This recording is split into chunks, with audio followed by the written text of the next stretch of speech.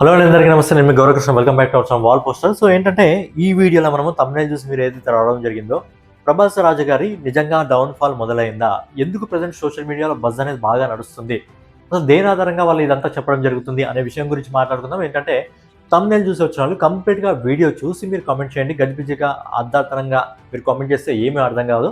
So ఏంటంటే మాట్లాడుకుందాం. బేసిక్గా ప్రభాస్ గారిని బాగా ట్రోల్ చేస్తుంటారు. ఎందుకంటే నార్త్ మీడియా బాగా ట్రోల్ చేస్తుంటారు. ఎందుకంటే అక్కడున్న కొన్ని చైర్లను దాదాపు 2015 వరకు ఇది మాదే, దీన్ని ఎవడు తాకలేడు అని చెప్పి ఒక 3 చైర్లు వేసుకొని ముగ్గురు కూర్చుంటే వెళ్ళి ఆ కుంభస్థలాన్ని బద్దలు కొట్టి ఆ 3 చైర్లను పక్కన తీసిపడేసి ఒకే ఒక చైర్ వేసుకొని అక్కడ కూర్చున్నాడు. 10 సంవత్సరాలుగా ఒక్కడే 10 సంవత్సరాలుగా ఒక్కడే కూర్చున్నాడు. ఈ రోజు వరకు ఎవడు టచ్ చేసే ధైర్యం కూడా చేయలేదు. సో అందుకే బాగా ట్రోలింగ్ నడుస్తుంది ప్రభాస్ గారి మీద. రాజాసాబ్ సినిమా వచ్చిన నుంచి అయితే ఇక మరీ ట్రోలింగ్ నడుస్తుంది. సో అందుకే ప్రభాస్ గారు ఏంటంటే డౌన్ఫాల్ మొదలైంది, ప్రభాస్ గారి పని అయిపోయింది, ఇక ప్రభాస్ గారి సినిమాలు పనికిరారు అని చెప్పి చాలా నెగిటివిటీ నార్త్ మీడియాతో పాటు మన దగ్గర కూడా కొంతమంది ఉంటారు అనుకోండి. ఏంటంటే మన తెలుగు హీరోలు ఈరోజు ప్రభాస్ కానీ అల్లు అర్జున్ కానీ ఇంత పెద్ద స్టేజ్కి వెళ్తుంటే మనం గర్వపడాల్సింది పోయి ఏంటంటే మనల్ని అల్లు అర్జున్ కంటే ప్రభాస్ తోపు, ప్రభాస్ కంటే అల్లు అర్జున్ తోపు, ఎవరి తోపు అయితే మన తెలుగు హీరోలే కదా. మన తెలుగు హీరోలు మన తెలుగు హీరో స్థాయిని పెంచుకున్నారు. మన తెలుగు సినిమా స్థాయిని ఈరోజు పెంచడం జరిగింది. ఖండాంతరాలు దాటి ప్రపంచ దేశాలకు మన సినిమాలు వెళ్ళిపోతున్నాయంటే గర్వపడాల్సింది పోయి ఇంకా ఫ్యాన్ వార్లు పెట్టుకుంటున్నాం. మనం ఫ్యాన్ వార్లు పెట్టుకుంటాం. వేరే వచ్చి మనం తొక్కాల్సిన అవసరం లేదు, ముందు మనల్ని మనమే తొక్కేసుకుంటున్నాం. సో మాట్లాడతాం. బేసిక్గా ఒక హీరోని ఇండియన్ బిగ్గెస్ట్ సూపర్ స్టార్ అని ఎందుకంటారు? ఒక సినిమా తీసినప్పుడు ఆ సినిమాతో స్టోరీ సంబంధం లేకుండా, ఆ సినిమా డైరెక్టర్తో సంబంధం లేకుండా జస్ట్ ఆ కటౌట్ అనేది థియేటర్లో ఆ బొమ్మ పడితే ఈజీగా మొదటి రోజు 100 కోట్లను వసూలు చేసే స్టామినా ప్రజెంట్ ఎవరికి ఉంది అంటే నెంబర్ 1 పొజిషన్లో మన ప్రభాసే ఉన్నాడు. ప్రభాస్ సినిమా వస్తే మొదటి రోజు 100 కోట్ల గ్యారంటీ, అది నేను చెప్పాల్సిన అవసరం లేదు, మీకు అందరికీ తెలిసిన విషయమే. అలాగే ఒక ఫ్లాప్ మూవీతో కూడా మినిమం ఒక 300 కోట్ల వరకు వసూలు చేసిన స్టామినా ఎవరికి ఉంది? ఖచ్చితంగా ప్రభాస్ గారికి ఉంది. అండ్ ఇండియాలో మొదటిసారి 1000 కోట్లను రుచి చూపించింది, 1800 కోట్లను వసూలు చేయగలదు ఇండియా సినిమాలను చూపించింది ఎవరు? ప్రభాస్ గారు. సో అలాంటి వ్యక్తి ఈరోజు టైం అయిపోయింది, నా డౌన్ఫాల్ మొదలైంది అని చెప్పి మాట్లాడుకోవడం జరుగుతుంది. ఒకసారి మనం మాట్లాడదాం, ఎందుకు ఆ విధంగా మాట్లాడుతున్నారని కూడా మాట్లాడుకుందాం. బేసిక్గా ప్రభాస్ గారు పాన్ ఇండియాకి ఎంటర్ కావడానికి ముందు ఆయన బాహుబలికి ముందు 2 సినిమాల గురించి మాట్లాడుకుందాం. ఒకటి రెబల్, ఇంకోటి మిర్చి. రెబల్ సినిమా చాలా స్టైలిష్ సినిమా అది. కాకపోతే ఏంటంటే దాదాపు 50 కోట్ల బడ్జెట్ పెడితే కేవలం 47 కోట్లు మాత్రమే రికవరీ చేయడం జరిగింది. అండ్ బాక్స్ ఆఫీస్ దగ్గర సినిమా బోల్తా పడడం జరిగింది. కానీ ప్రభాస్ గారి మీద అప్పుడు అంత నెగిటివిటీ లేదు. తర్వాత మిర్చి సినిమా వచ్చింది. మిర్చి సినిమా వచ్చేసి దాదాపుగా 87 కోట్ల రూపాయలు వసూలు చేసి బాక్స్ ఆఫీస్ దగ్గర మంచి విజయాన్ని సొంతం చేసుకుంది. కాకపోతే ఏంటంటే సినిమా 100 కోట్లను కూడా వసూలు చేయలేదు. ఎందుకంటే అప్పుడు ప్రభాస్ గారు పాన్ ఇండియా హీరో కాదు. కానీ ఎప్పుడైతే బాహుబలి రాజమౌళి గారి చేతుల్లో పడడం జరిగిందో ప్రభాస్ గారు ఆ రోజు నుంచి మొత్తం తెలుగు సినిమా కాదు, సౌత్ సినిమా సంబంధించిన బార్డర్లు అన్నీ తొలగిపోయినాయి.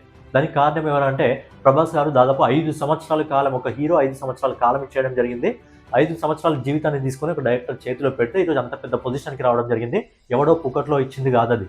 ఆయన సంపాదించి, ఆయన కష్టపడి, ఆయన పెళ్లిని సైతం వాయిదా వేసుకొని ఆయన సంపాదించుకున్న ఏదైతే స్థానం ఉందో ఆ స్థానానికి అర్హుడు. 10 సంవత్సరాల నుంచి ఒకే చైర్లో ఒక్కడే వెళ్తున్నాడు, ఒక్కడే కింగ్. ఇప్పుడు ఇండియన్ బిగ్గెస్ట్ సూపర్ స్టార్ అంటే ఇప్పటి వరకు ఒక్కడే ఆ స్టేజ్లో, ఆ చైర్లో ఒక్కడే కూర్చున్నాడు. ఎవరు టచ్ చేసే ప్రయత్నం కూడా చేయలేదు. అందుకే బాహుబలి సినిమాతో దాదాపు 650 కోట్లు కొట్టడం జరిగింది. బాహుబలి 2 తర్వాత 1800 కోట్లను వసూలు చేయడం జరిగింది. అయితే ఇక్కడ నుంచి ఏం జరిగిందంటే బేసిక్గా ఏదైనా ఒక హీరో ఒక స్టాండర్డ్ సెట్ చేసినాక, ఒక స్టాండర్డ్ దాదాపు 1000 కోట్ల పైన ఎక్స్పెక్ట్ చేసిన తర్వాత, ఆ 1000 కోట్ల పైన కలెక్షన్స్ కొట్టిన తర్వాత ఆడియన్స్ ప్రియారిటీ ఏ విధంగా ఉంటుంది బేసిక్గా అంటే నెక్స్ట్ టైం నుంచి ప్రతి సినిమా కూడా మా హీరో 1000 కోట్లు కొట్టాలి అని చెప్పి మైండ్లో ఒకటి పెట్టుకోవడం జరుగుతుంది. కానీ వాళ్ళు దేవుళ్ళు కాదు, ప్రతి సినిమా హిట్ కావాలి, ప్రతి సినిమా 1000 కోట్లను కొట్టాలంటే కొన్నిసార్లు కాని పనులు, అది మనం కూడా యాక్సెప్ట్ చేయాలి. తర్వాత సాహో సినిమా తీసుకోవడం జరిగింది. సాహో సినిమా తెలుగు ఆడియన్స్కి ఎక్కలేదు, నార్త్ ఆడియన్స్కి ఎక్కింది. అందుకే ఆ సినిమా బాక్స్ ఆఫీస్ దగ్గర 450 కోట్ల రూపాయలు వసూలు చేసింది. తర్వాత రాధేశ్యామ్ సినిమా వచ్చింది. రాధేశ్యామ్ సినిమా అసలు ఎవరికి ఎక్కలేదు. ఒక రీజనల్ లాంగ్వేజ్ సంబంధించిన సినిమా ఏ విధంగా ఉంటుందో ఆ విధంగా తీయడం జరిగింది. సో ఏంటంటే స్క్రిప్ట్ సెలెక్షన్లో కొన్నిసార్లు ఇలా ప్రభాస్ గారు తప్పులు చేస్తూ ఉన్నారు. ఇంకోటి ఏంటంటే జానర్స్ మారుస్తూ ఉన్నాడు. ఇండియాలో ఎవ్వరు చేయని ఎక్స్పెరిమెంట్స్, నెంబర్ 1 పొజిషన్లో ఉండి ఇండియాలో ఎవరు చేయని ఎక్స్పెరిమెంట్స్ ప్రభాస్ గారు చేస్తున్నారంటే మినిమం ఆ గట్స్ కన్నా మనం మెచ్చుకోవాలి. ఇక తర్వాత ఆ బాలీవుడ్ డైరెక్టర్ వాడు ఆదిపురుష్ ఓం రావత్ గారు తీసుకొని వచ్చాడు. సినిమా ఎలా ఉన్నా పర్లేదు 400 కోట్ల రూపాయలు వసూలు చేయడం జరిగింది. ఇప్పటి వరకు ఏదైతే ప్రభాస్ గారి కెరియర్లో వచ్చిన సినిమాల్లో అతి వరస్ట్ సినిమా ఏదంటే ఆదిపురుష్ సినిమానే. అంత వరస్ట్గా డైరెక్టర్ మన ప్రభాస్ గారిని చూపించడం జరిగింది. ఒక హీరోని చూపించాలంటే డైరెక్టర్ చేతిలో ఉంటుందా, హీరో చేతిలో ఉంటారా? డైరెక్టర్ చేతిలోనే ఉంటుంది. రీసెంట్గా స్పిరిట్స్ సంబంధించిన పోస్టర్ వచ్చింది. ఒక్కడు కూడా ట్రోలర్ కూడా నోరెత్తలేదు. ఎందుకంటే పోస్టర్ని చూసే భయపెట్టేశాడు. కానీ ఆదిపురుష్ సంబంధించిన సినిమా ఏ విధంగా తీయడం జరిగింది, అందులో ప్రభాస్ గారి లుక్స్ ఏ విధంగా ఉన్నాయి, అయినప్పటికీ సినిమా బాక్స్ ఆఫీస్ దగ్గర 400 కోట్ల రూపాయలు వసూలు చేయడం జరిగింది. అంత నెగిటివ్ టాక్తో కూడా ఎంతమంది ఇప్పటికీ ఏదో వాళ్ళ ఆస్తులు దోచుకున్నట్టు ఇప్పటికి కూడా ఆదిపురుషుని తీసుకొచ్చే ట్రోల్ చేస్తుంటారు. ఎవరైనా సరే ఫస్ట్ ఆదిపురుష్ ఎవరు తీశాడు? మీ డైరెక్టర్లే కదా, బాలీవుడ్ డైరెక్టర్గా తీసింది ఎక్కువగా. ఎందుకంటే ప్రభాస్ గారిని ట్రోల్ చేసేది ఎక్కువగా మన తెలుగు వాళ్ళ కంటే కూడా నార్త్ ఎక్కువగా ట్రోల్ చేస్తుంటాడు. ఎందుకంటే పిఆర్ టీమ్, పేడ్ మీడియా, అమ్ముడుపోయిన యూట్యూబర్లు, అమ్ముడుపోయిన క్రిటిక్స్, వీళ్ళందరూ అమ్ముడుపోయి ఇక ప్రభాస్ గారిని ఎప్పుడు తొక్కాలి, ప్రభాస్ గారి గురించి ఇంత దొరికిందంటే వెయ్యాలి అని చెప్పి. అందుకే ఆదిపురుష్ సినిమా మీద ఇప్పటికీ ట్రోల్ చేస్తుంటారు. ఏది వచ్చినా సరే మధ్యలో ఆదిపురుష్ సినిమా తీసుకొస్తాడు. కానీ సిగ్గులేని ఏదోలకు తెలియదు ఏంటంటే ఆ సినిమా తీసింది మీ డైరెక్టరే.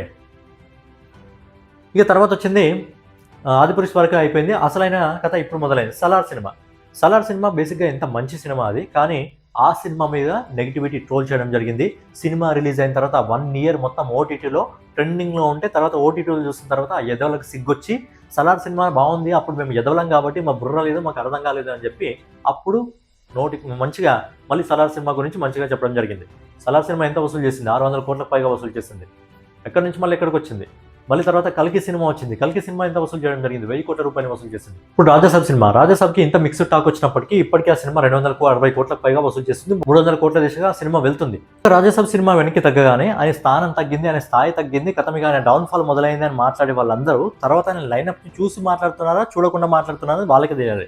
తర్వాత స్పిరిట్ మూవీతో వస్తున్నాడు. స్పిరిట్ మూవీ సందీప్ రెడ్డి వంగ గురించి చెప్పాల్సిన అవసరం లేదు. ఎందుకంటే ఒక హీరోని ముందే చెప్పడం జరుగుతుంది. ఒక హీరోని ఏ విధంగా చూడాలన్నది, ఏ విధంగా ప్రేక్షకులకు చూపించాలన్నది హీరో చేతిలో కాదు, డైరెక్టర్ చేతిలో ఉంటుంది. సందీప్ రెడ్డి వంక గురించి కొత్తగా చెప్పాల్సిన అవసరం లేదు. సినిమా వచ్చిన రోజు ఖచ్చితంగా 1000 కోట్లను వసూలు చేసిన దాకా బాక్స్ ఆఫీస్ నుంచి అది థియేటర్ నుంచి బయటికి వెళ్ళే సినిమా కాదు. తర్వాత వస్తుంది ఫౌజీ సినిమా ఇప్పటి వరకు మనం ఎప్పుడు చూడని విధంగా కట్టర్ సైనికుడిగా హనురాగపూడి ప్రభాస్ గారిని చూపించబోతున్నాడు. ఆ సినిమా వచ్చినప్పుడు కూడా 1000 కోట్లను అందుకోవడం జరుగుతుంది. తర్వాత వచ్చే సినిమా కల్కి పార్ట్ 1 ఎలాగో 1000 కోట్లు అందుకోవడం జరిగింది. కల్కి పార్ట్ 2 కూడా 1000 కోట్లు అందుకోవడం జరుగుతుంది. అంటే తర్వాత వచ్చేసి most dangerous movie Salaar. So Salaar కోసం నాకు తెలిసి ఇప్పుడు ఇండియాలో ప్రభాస్ అన్ని సినిమాల కంటే కూడా ఎక్కువగా సలార్ కోసం వెయిట్ చేయడం జరుగుతుంది.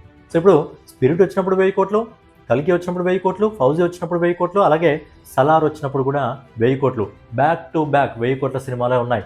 అక్కడితోనే అయిపోయిందంటే స్పిరిట్ 2 పార్ట్లు వచ్చే అవకాశం ఉంది, ఫౌజీ కూడా 2 పార్ట్లు వచ్చే అవకాశం ఉంది. రీసెంట్గా వచ్చిన రాజాసాబ్ కూడా ఇంకో పార్ట్ ఉంది. దాంతోపాటు లోకేష్ కనగరాజ్తో ఒక ప్రాజెక్ట్, సుకుమార్ గారితో ఒక ప్రాజెక్ట్, హోమ్ బాలేలో 2 ప్రాజెక్టులు, అలాగే ప్రశాంత్ వర్మతో ఒక ప్రాజెక్ట్. తర్వాత లైనప్ కూడా చాలా సాలిడ్ లైనప్ ఉంది. కంటిన్యూగా నాకు తెలిసి ఒక 3-4 సినిమాలు కంటిన్యూగా 1000 కోట్లు కొట్టే సినిమాలే ఉన్నాయి. ఎక్కడ తగ్గింది, ఎవరి స్థాయి తగ్గింది, ఎవరు డౌన్ఫాల్ అవుతున్నారు? ఇదంతా ఏదో సోషల్ మీడియాలో పెయిడ్ ప్రమోషన్, డబ్బులు తీసుకొని ఇక ప్రభాస్ గారు పని అయిపోయింది అని మొరగడమే కుక్కల్లాగా తప్ప ఆయన స్థాయి అనేది అదే విధంగా ఉంది. ఈరోజు తెలుగు సినిమా హీరోలు కబ్జా చేసి కూస్తున్నారు. ఒకరి తర్వాత ఒకరు సౌత్ నుంచి ఈరోజు హీరోలు ఎవరైతే పై స్టేజ్కి రావడం జరుగుతుందో, ఈరోజు పాన్ ఇండియా నుంచి పాన్ వరల్డ్ స్థాయికి వెళ్ళడం జరుగుతుందో. సో అందుకే ఏంటంటే ఈరోజు ప్రభాస్ గారి దాకా మాత్రమే వచ్చింది. ప్రభాస్ గారిని మాత్రమే హేట్రేట్ చేస్తున్నారు. ఎందుకు అంటే 10 సంవత్సరాల నుంచి ఏదైతే జెండా పాతాడో ఆ జెండాను తీసే ధైర్యం ఇప్పటి వరకు ఎవ్వడు చేయలేదు. కాబట్టి అంత నెగిటివిటీ, అంత హేట్రేట్ అనేది ప్రభాస్ గారి మీద ఉంటుంది. ఎందుకంటే రాజాసాబ్కి సంబంధించిన రీసెంట్గా ట్రైలర్ వచ్చినప్పుడు ఎంత ట్రోల్ చేస్తారు. నోట్లన్నీ మూయించాడు సందీప్ రెడ్డి వంగ న్యూ ఇయర్ రోజు ఒక పోస్టర్ రిలీజ్ చేసి. అలాగే సందీప్ రెడ్డి వంగ రాజాసాబ్ సినిమా చూసిన తర్వాత ఏంటి నా హీరోని ఈ విధంగా ట్రోల్ చేస్తున్నారని చెప్పి ఒక రిలీజ్ డేట్ అనౌన్స్మెంట్ చేయగానే గతం ట్రోలర్స్ అందరూ మళ్ళీ గప్చుప్. సో అదనమాట, ఒక హీరో స్టామినా అనేది తగ్గించడం జస్ట్ మన వల్ల కాదు, ట్రోలర్స్ వల్ల కాదు, ఏదో మనం మాట్లాడుకోవడం. కానీ డైరెక్టర్ అనేవాడు హీరోని కరెక్ట్గా చూపించగలిగితే బాక్స్ ఆఫీస్ స్టామినా ఏ విధంగా ఉంటుందనేది ఖచ్చితంగా రాబోయే సినిమాలు ప్రభాస్ గారు ఏవైతే ఉన్నాయో ఆ సినిమాల ద్వారా ఎవడైతే ట్రోల్ చేయడం జరుగుతుందో వాళ్ళందరికీ తెలుస్తుంది. అండ్ ఫైనల్గా నేను రిక్వెస్ట్ చేసేది ఏంటంటే, ఇప్పుడు మన తెలుగు హీరోలు ఈరోజు ఇండియా స్థాయి నుంచి పాన్ వరల్డ్ స్థాయికి వెళ్తున్నారు. కాబట్టి ఏంటంటే మనలో మనం ట్రోల్ చేసుకోవడం ఆపుకొని మనం ఫ్యాన్ వార్స్ ఏవైతే ఉంటాయో అవి పక్కన పెట్టి మన హీరోలు ఈరోజు ప్రపంచ స్థాయికి వెళ్తున్నారు, మన సినిమాలను ప్రపంచ స్థాయికి తీసుకెళ్తున్నారు. మనం దానికి గర్వపడాల్సి పోయి మన హీరోల మీద మనం ట్రోల్ చేసుకోవడం అనేది తప్పు. సో ఫైనల్గా దీనిపైన మీ ఒపీనియన్ ఏంటి అనేది మీ ఒపీనియన్ కామెంట్ రూపంలో తెలియజేయండి. సో నెక్స్ట్ వీడియోలో మళ్ళీ కలుసుకుందాం. అలాగే వీడియోని ఎవరు కొత్తగా చూస్తున్నది ఖచ్చితంగా లైక్ చేయండి. అలాగే కింద హై బటన్ ఉంటుంది, హై బటన్ ప్రెస్ చేయండి. రెగ్యులర్గా ఇలాంటి వీడియోస్ కోసం మన వాల్ పోస్టర్ ఛానల్ని ఫాలో అవుతూ ఉండండి.